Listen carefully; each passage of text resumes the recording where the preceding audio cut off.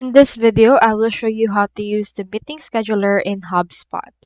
So in order to do that, you first need to head over here into your HubSpot and then access the dashboard that you want to use. Next, you need to access the meeting tools. You can go over by going to the sales and then clicking onto this meeting scheduler. Once you have done that, you should be able to open the meeting scheduler right there. Now in here, you can create the scheduling page or you can edit the one that you already have. So if you want to, you can click onto this create scheduling page for a new one.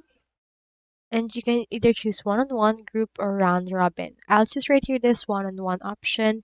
Input right here the internal name for that. So let's name this coaching session. Choose right here the event title. I'll also just name this as coaching session. And input right here the actual video conference link. You can connect an application for this and input the description. After that, click on next. Input right here the scheduling page and as well as the availability window. Click on next. You can also enable confirmation email and pre-meeting reminder and click on the create scheduling page once you're done. With this, we have now a schedule page that we have ready for ourselves.